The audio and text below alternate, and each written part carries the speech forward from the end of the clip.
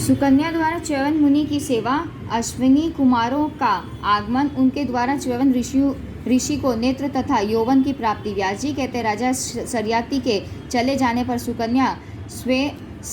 सुकन्या सर्वतोभाव से च्यवन मुनि की सेवा में संलग्न हो गई। धर्म में तत्पर रहने वाली उस राजकुमारी के प्रयत्न से आश्रम की आग कभी बुझने नहीं पाती थी। वह स्वादिष्ट फल और भांति भांति के कंद मूल लाकर मुनि को अर्पण करती थी। पति की सेवा में ही उसका सारा समय व्यतीत होने लगा। जाड़े के दिनों में वह पानी गर्म करके उससे मुनि को स्नान कराती, मृगचर्म पहनाती और पवित्र आसन पर बैठा देती थी। उनके आगे तिल, जौ, कुशा और कमंडलू रखकर प्रार्थना करती कि मुनिवर जी, अब आप नित्य कर्म कीजिए। पति देव का जब नित्य कर्म समाप्त हो जाता तब राजकुमारी उनका हाथ पकड़कर उठाती और किसी आसन अथवा बिस्तर पर उन्हें बिठा देती थी। तदनंतर पके हुए फल एवं भली भांति सिद्ध किए गए तीनी के चावल लाकर च्यवन मुनि को भोजन कराती थी। जब पतिदेव भोजन से तृप्त हो जाते तब आदर पूर्वक वह उन्हें आचमन कराती, फिर बड़े प्रेम से पान और सुपारी सामने रख देती। मुख शुद्धि ले लेने के बाद च्यवन जी को वह सुंदर आसन पर पधरा देती। तत्पश्चात मुनि से आज्ञा लेकर वह अपनी शारीरिक क्रिया संपन्न करती थी। उसका भी भोजन केवल फलाहार ही रहता। फलाहार करके फिर वह मुनि के पास जाती और अत्यंत नम्रता के साथ उनसे कहती, प्रभो, मुझे क्या आज्ञा दे रहे हैं? आपकी सम्मति हो तो मैं अब चरण दबाऊं।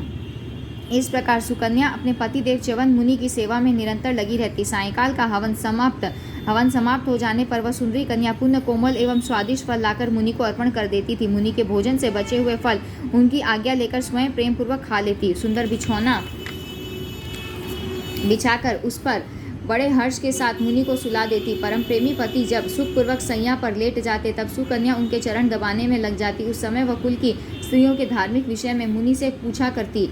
पैर दबाने के उपरांत जब वह भक्ति परायणा सुकन्या यह जान जाती कि मुनि जी सो गए तब स्वयं भी उनके चरणों के पास ही सो जाती। गर्मी के दिनों में अपने पति च्यवन मुनि को बैठे देखकर वह राजकुमारी ताड़ के पंखे से ठंडी हवा करके उनकी सेवा में जुटी रहती।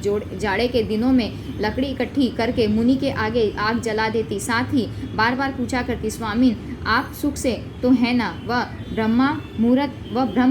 ब्राह्म मुहूर्त में उठती और लोटा जल एवं मिट्टी मुनि के पास उपस्थित करके उन्हें शौच जाने के लिए उठाती। आश्रम से कुछ दूर ले जाकर बैठा देती। जब मुनि बैठ जाते तब स्वयं वहां से दूर हटकर उनकी प्रतीक्षा में बैठ जाती। स्वामी शौच कर चुके होंगे यह जानकर मुनि के पास जाती और हाथ पकड़कर पुनः उन्हें आश्रम पर ले आती। एक पवित्र आसन पर उन्हें बैठा देती। जल और मिट्टी से विधि पूर्वक मुनि के पैर धोती। फिर राजकुमारी सुकन्या च्यवन मुनि को कुल्ले कराकर शास्त्रोक्त विधि के अनुसार दतवन तोड़ती और लाकर उनके पास रख देती। शुद्ध जल गर्म करती और स्नान करने के लिए मुनि के सामने रख देती। साथ ही बड़ी नम्रता के साथ पूछती, ब्राह्मण, क्या आज्ञा दे रहे हैं? आपने दंत धावन तो कर ही लिया, अब गर्म जल तैयार है। मंत्र का उच्चारण करते हुए आप स्नान कर लीजिए। हवन और प्रातः संध्या का यह समय उपस्थित है। अब विधिवत हवन करके देवताओं की उपासना करनी चाहिए। राजकुमारी सुकन्या का अंतकरण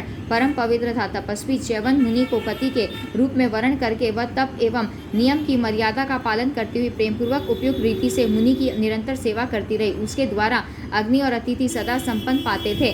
प्रसन्न मुख वाली वह राजकुमारी बड़े हर्ष के साथ सदा सर्वदा च्यवन मुनि की परिचर्या में लगी रहती थी। यही उसके जीवन का एकमात्र काम था। एक समय की बात है, सूर्य के पुत्र दोनों अश्विनी कुमार च्यवन मुनि के आश्रम के समीप पधारे। उन्होंने देखा सुकन्या जल में स्नान करके अपने आश्रम पर लौटी जा रही है। उसके सभी अंग बड़े ही मनोहर, देवकन्या की तुलना करने वाली उस राजकुमारी को देखकर अश्विनी कुमार उसके पास पहुंच गए और आदर पूर्वक उससे कहने लगे, वरारोहे, थोड़ी देर ठहरो, हम लोग सूर्य देव के पुत्र हैं। सुचिस्मिते, तुमसे कुछ पूछने के लिए हमारा यहाँ आना हुआ है। तुम सच्ची बात बताने की कृपा करो। चारुलोचने, तुम किसकी पुत्री हो? तुम्हारे पतिदेव कौन है और तुम यहाँ अकेली हुई उद्यान में इस जलाशय पर स्नान करने के लिए कैसे आई हो? कमल लोचने, तुम्हारी प्रभा से ऐसा जान पड़ता है मानो स्वयं दूसरी लक्ष्मी का ही पदार्पण हो गया है।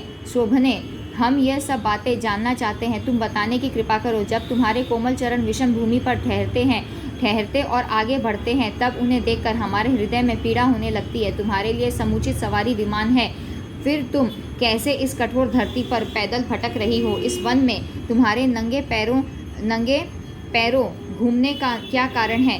तुम राजपुत्री अथवा अप्सरा दोनों में कौन हो? सच कहो, तुम्हारी माता धन्य है जिससे तुम उत्पन्न हुई हो। तुम्हारे उन पिताजी को भी धन्यवाद है। अंधे, तुम्हारे पति कितने बड़े भाग्यशाली हैं, इसे तो हम कह ही नहीं सकते। सुलोचने, यह भूमि देवलोक से भी बढ़कर मानी जा सकती है। इस समय तुम्हारा पैर इस पर पड़कर इसे और भी गौरवान्वित कर रहा है। उन मृगों का भाग्योदय समझना चाहिए जो तुम्हें वन में देख रहे हैं। ये अन्य संपूर्ण पक्षी भी पूर्ण भाग्यशाली हैं। तुम्हारे पदार्पण से यहाँ की भूमि परम पवित्र बन गई है। सुलोचने, तुम असीम प्रशंसनीय हो। तुम्हारे पिता और पति कौन है? तुम्हारे पतिदेव कहाँ रहते हैं? हम आदर पूर्वक उन्हें देखना चाहते हैं। व्यास जी कहते हैं, अश्विनी कुमारों की यह बात सुनने के पश्चात परम सुंदरी राजकुमारी सुकन्या अत्यंत लज्जित होकर उनसे कहने लगी, मुझे राजा सरियाती की कन्या समझे। मुनिवर च्यवन जी मेरे पतिदेव हैं। मैं एक पतिव्रता स्त्री हूँ।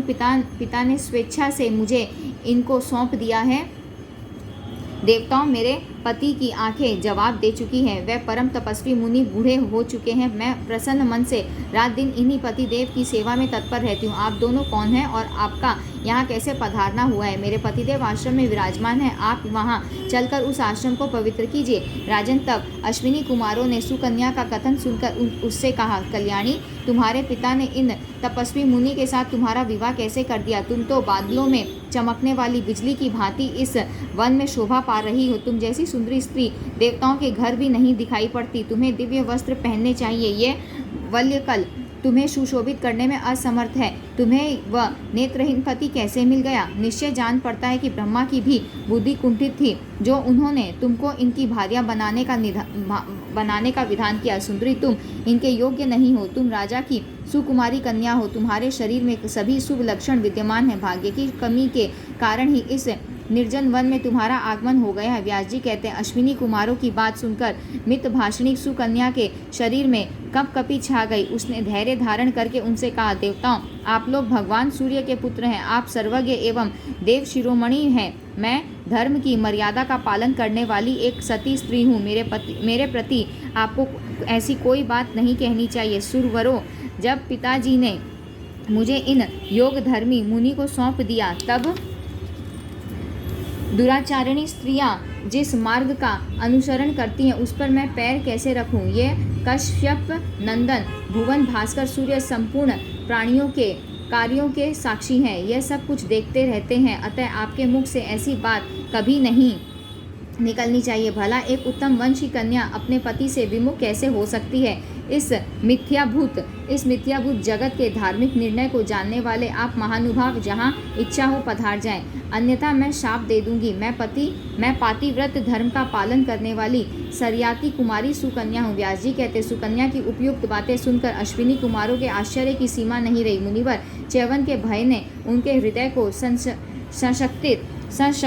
सशंकित बना दिया। उन्होंने सुकन्या से पुनः कहा, उत्तम अंगों से शोभा पाने वाली राजकुमारी, तुम्हारे इस धर्म पालन से हमारा हृदय गदगद हो उठा है। तुम अपने कल्याणार्थ मांगो, हम देने को तैयार हैं। प्रमदे, तुम निश्चय समझ लो कि हम देवताओं के वैद हैं। तुम्हारे पति को सुंदर युवक पुरुष बना देने की हम में योग्यता है। परम बुद्धिमती वाले तुम्हारे पति को जब हम अपने समान स्वरूप बना देते हैं, तब तुम हम तीनों में से किसी एक को पति चुन लो। अश्विनी कुमारों की यह बात सुनकर सुकन्या के मन में बड़ा आश्चर्य हुआ। अपने पति च्यवन मुनि के पास जाकर वह उनसे उनकी बात कहने लगी। सुकन्या ने कहा, भार्गव वंश को आनंदित करने वाले स्वामिन, इस समय आपके आश्रम पर सूर्य के सुपुत्र अश्विनी कुमार द्रव्य पधारे हुए हैं। मैंने देखा उनके शरीर की आकृति बड़ी ही भव्य है। मुझ सुंदरी स्त्री को देखकर वह दोनों कामातुर हो गए हैं। स्वामी, उन्होंने मुझसे कहा है, हम तुम्हारे पति को नवयुवक दिव्य शरीरधारी और नेत्र युक्त बना देंगे। इसमें कोई संदेह नहीं है, परंतु एक शर्त है कि जब हम तुम्हारे पति को समान रूप वाला बना देंगे, तब तुम्हें हम तीनों में से किसी एक को पति चुन लेना होगा। साधो, उनकी बात सुनकर इस अद्भुत कार्य के विषय में पूछने के लिए मैं यहाँ आई हूँ। ऐसे आपत्ति युक्त कार्य के उपस्थित होने पर मुझे क्या करना चाहिए, ये आप बताने की कृपा करें। देवताओं की माया शीघ्र समझ में आ जाइए, असंभव है। उनका अभिप्राय जानने में मैं असमर्थ हूँ। अतः सर्वज्ञ प्रभो, आप मुझे आज्ञा दीजिए, आपके इच्छानुसार मैं करने को तैयार हूँ। च्यवन जी बोले, कांते, मैं कहता हूँ तुम अभी दिव्य चिकित्सक अश्विनी कुमारों के पास जाओ। सुरवते, तुम्हें उनको शीघ्र ही मेरे पास ले आने की चेष्टा करनी चाहिए। उनकी बात तुरंत स्वीकार कर लो, इस विषय में विचार करने की कोई आवश्यकता नहीं है। व्यास जी कहते हैं, इस प्रकार च्यवन मुनि की आज्ञा पा जाने पर सुकन्या देवश्रेष्ठ अश्विनी कुमारों के पास गई और उसने उनसे कहा, देववरों, आपकी शर्त मुझे स्वीकार है, आप कार्य संपादन में प्रवृत्त हो जाएं। अब सुकन्या के वचन सुनकर अश्विनी कुमार आश्रम में आ गए। उन्होंने राजकुमारी से कहा, तुम्हारे पति इस जल में उतर जाएं। रूपवान बनने की इच्छा थी ही, अतः च्यवन जी तुरंत जल में बैठ गए। तत्पश्चात वह अश्विनी कुमार भी उस उत्तम सरोवर में प्रविष्ट हो गए। फिर तुरंत वे तीनों व्यक्ति उस तालाब से बाहर निकल आए। अब उन तीनों की दिव्य आकृति में कोई अंतर नहीं रहा, सभी एक समान नवयुवक बन गए। सबकी एक सी अवस्था थी। दिव्य कुंडलों और आभूषणों से वह तीनों व्यक्ति अनुपम शोभा पा रहे थे। वह सभी एक साथ बोल उठे, वरवरिणी भद्रे अम्लानने, तुम्हें हम लोगों में से जो भी अभिष्ट हो उसे पति बना लो। वरानने, जिसके प्रति तुम्हारा विशेष प्रेम हो उसे वरण कर लेना चाहिए। व्यास जी कहते हैं, देव कुमार की तुलना करने वाले ये तीनों व्यक्ति रूप, अवस्था, स्वर और वेशभूषा में बिल्कुल एक जैसे थे। सबकी आकृति एक समान थी। उन्हें देखकर सुकन्या महान असमंजस में पड़ गई। मेरे पति कौन है, यह भली भांति वह समझ नहीं पाती थी। अत्यंत घबराकर सोचने लगी, मैं क्या करूं, तीनों एक समान है, समझ में नहीं आता कि किसको पति बनाऊं। ओह, मेरे सामने यह बड़ा ही संशयग्रस्त विषय उपस्थित हो गया। देवताओं द्वारा सम्यक प्रकार से फैलाया हुआ ये इंद्रजाल है। मेरे लिए तो यह मृत्यु ही सामने उपस्थित हो गई। इस अवसर पर मुझे क्या करना चाहिए? अपने पति को छोड़कर दूसरे को मैं किसी प्रकार भी वरण नहीं कर सकती। इस प्रकार मन में सोचकर सुकन्या कल्याण स्वरूपिणी भगवती जगदम्बा के ध्यान में तत्पर हो गई। साथ ही उनका स्तवन भी आरंभ कर दिया। सुकन्या बोली, जगन माता, मैं असीम दुख से संतप्त होकर तुम्हारी शरण में आई हूँ। कमल के आसन पर विराजने वाली शंकर प्रिय देवी, मैं तुम्हारे चरणों में बार बार मस्तक झुकाती हूँ। अब मेरे सती धर्म की रक्षा तुम्हारे ऊपर ही निर्भर है। विष्णु प्रिय लक्ष्मी, वेद माता सरस्वती, मैं तुम्हें प्रणाम करती हूँ। इस चराचर संपूर्ण जगत की रचना तुमने ही की है। सावधान होकर इस जगत की रक्षा करना तुम्हारा स्वाभाविक गुण है। जब संसार को शांत करने का विचार होता है तब तुम इसे अपने में लीन कर लेती हो। ब्रह्मा, विष्णु और शंकर की तुम जननी हो, यह सभी अनुमोदन करते हैं। तुम अज्ञानियों को उत्तम बुद्धि प्रदान करती हो। ज्ञानी जन तुम्हारी उपासना से सदा के लिए मुक्त हो जाते हैं। परम पुरुष को प्रिय दिखने वाली तुम पूर्ण प्रकृति स्वरूपा देवी को सब लोग जान नहीं सकते। श्रेष्ठ विचार वाले व्यक्तियों को तुम्हारी कृपा से भुक्ति और मुक्ति सदा सुलभ हो जाती है। तुम संपूर्ण प्राणियों के लिए सुख की साधन हो। अज्ञानी जन दुख पाते हैं, यह भी तुम्हारी ही व्यवस्था है। माता, तुम योगियों को सिद्धि,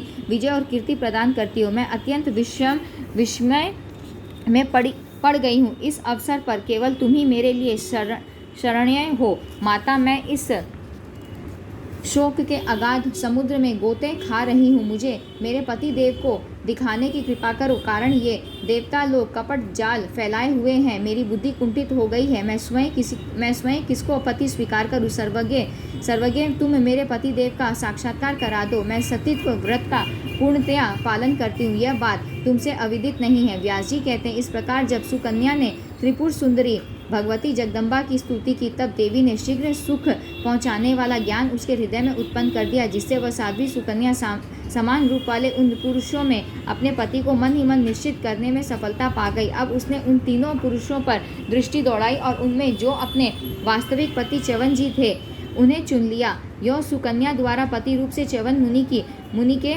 स्वीकृत हो जाने पर अश्विनी कुमार संतुष्ट हो गए। सुकन्या के सती धर्म को देखकर उनके मन में बड़ा आनंद हुआ। वह उसे वर देने लगे, कारण भगवती जगदम्बा की कृपा से वह प्रधान देवता अश्विनी कुमार परम प्रसन्न थे। च्यवन मुनि से आज्ञा लेकर उन दोनों कुमारों ने तुरंत वहां से चलने की तैयारी कर दी। सुंदर रूप, नेत्र और युक्ति भार्या पा जाने के कारण च्यवन मुनि बड़े ही हर्षित हुए। उन महान तेजस्वी मुनि ने अश्विनी कुमारों से यह वचन कहा, देवरों, आपने मेरा बड़ा ही उपकार किया है। क्या कहूँ, इस संसार में सर्वोत्तम सुंदरी भार्या पाकर भी मैं कोई सुख नहीं पा रहा था।